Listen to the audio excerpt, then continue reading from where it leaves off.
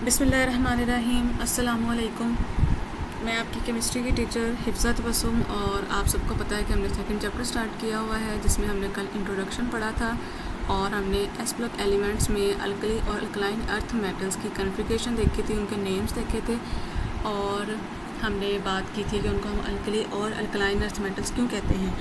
आज हम इंशाल्लाह स्टार्ट करेंगे पिकुलर बिहेवियर ऑफ लिथियम और अपने लेक्चर को एंड करेंगे पिकुलर बिहेवियर ऑफ बेरिलियम तक। Peculiar behaviour of lithium. Lithium जो है वो बाकी अल्कली मेटल्स के मुकाबले में इसका बिहेवियर क्वाइट डिफरेंट होता है और ये बिहेवियर अनयूजुअल नहीं है। पीरियोडिक टेबल के अंदर हर मेन ग्रुप के अंदर जो फर्स्ट मेंबर है वो बाकी मेंबर से डेविएशन शो करता है और ये जो लिथियम की डेविएशन है इसको हम एक्सप्लेन करेंगे लिथियम के स्मॉल रेडियस और हाई चार्ज डेंसिटी की बेस पे।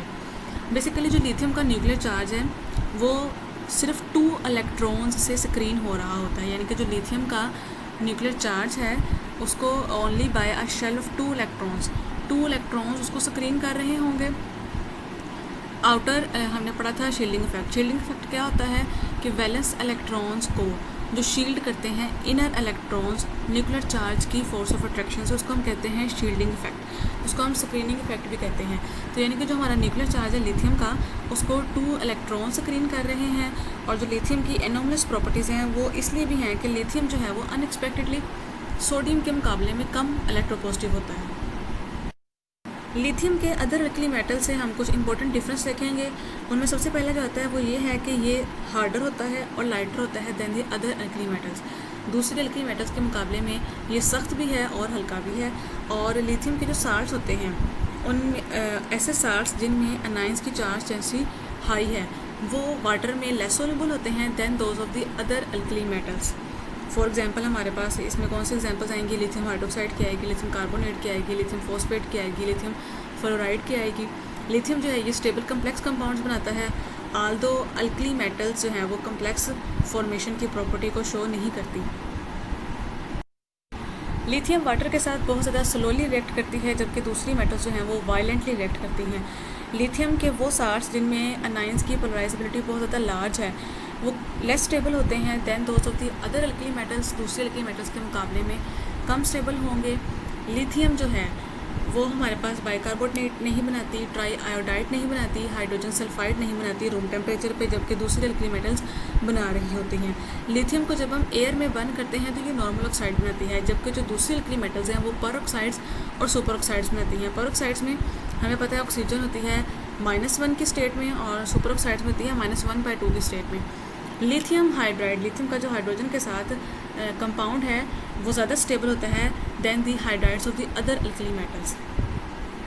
लिथियम के कंपाउंड्स कोवलेंट इन नेचर होते हैं, यही वजह है कि जो इसके हैलाइड्स हैं वो ऑर्गेनिक सॉल्वेंट्स में सॉल्युबल होते हैं और जो लिथियम के हमारे पास अल्काइल्स और अराइल्स होंगे वो दूसरी अल्कली मेटल्स के अल्काइल्स और अराइल्स के मुकाबले में ज़्यादा स्टेबल हैं।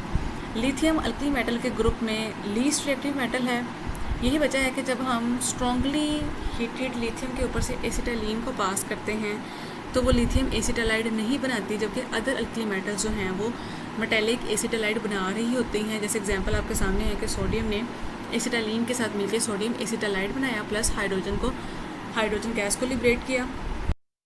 लिथियम का इलेक्ट्रोपॉजिटिव वेक्टर हमने पढ़ा था कि बहुत कम होता है अदर अल्कली मेटल्स के मुकाबले में, स्पेशली सोडियम के मुकाबले में। इसकी वजह से इसके जो कार्बोनेट्स और नाइट्रेट्स होते हैं वो भी स्टेबल नहीं होते और वो डीकम्पोज हो जाते हैं और डीकम्पोज होकर हमें लिथियम ऑक्साइड्स देते हैं, जबकि जो दूसरी अल्कली मेटल्स के कार्बोनेट्स और नाइट्रेट्स हैं वो डीकम्पोज नहीं होते। फॉर एग्जांपल हमारे पास यहाँ पे लिथियम कार्बोनेट और लिथियम नाइट्रेट मौजूद हैं, हम देखेंगे कि वो डीकम्पोज होकर लिथियम कार्बोनेट ने हमें lithium oxide plus carbon dioxide दी, जबकि लिथियम नाइट्रेट ने हमें lithium oxide plus nitrogen dioxide plus oxygen gas दी। लेकिन अदर अल्कली मेटल्स जिसमें हमने सोडियम की एग्जांपल लिखी हुई है, सोडियम नाइट्रेट ने डीकम्पोज नहीं हुआ और उसने हमें सोडियम नाइट्रेट से सोडियम नाइट्राइड दिया प्लस ऑक्सीजन गैस दी। इस तरह से लिथियम जो है वो कार्बोनेट्स और नाइट्रेट्स के बिहेवियर में भी डिफरेंट है अदर अल्कली मेटल से। लिथियम नाइट्रोजन के साथ रिएक्ट करके नाइट्राइड बनाता है, जबकि इसी ग्रुप के अदर मेंबर्स ऐसे रिएक्शन नहीं देते। लिथियम ने नाइट्रोजन के साथ रिएक्ट किया और हमारे पास लिथियम नाइट्राइड बना। लिथियम क्लोराइड जो है, लिथियम क्लोराइड की हीट ऑफ सोल्यूशन जो है वो एक्सोथर्मिक होती है, जबकि इसी ग्रुप के अदर मेटल्स के जो कार्बाइड्स हैं क्लोराइड्स हैं जैसे कि sodium chloride and potassium chloride, उनकी हीट ऑफ सोल्यूशन जो है वो एंडोथर्मिक होती है। Lithium carbide only alkali metal carbide which is formed readily by the direct reaction, यानी कि lithium carbide other alkali metals के मुकाबले में वाहिद अल्कली मेटल कार्बाइड है जो डायरेक्ट रिएक्शन में रेडली बन जाती है। लिथियम हाइड्रोक्साइड को अगर हम स्ट्रांगली हीट करें तो वो लिथियम ऑक्साइड बनाता है, जबकि अदर अल्कली मेटल हाइड्रोक्साइड्स में ऐसा बिहेवियर नहीं पाया जाता।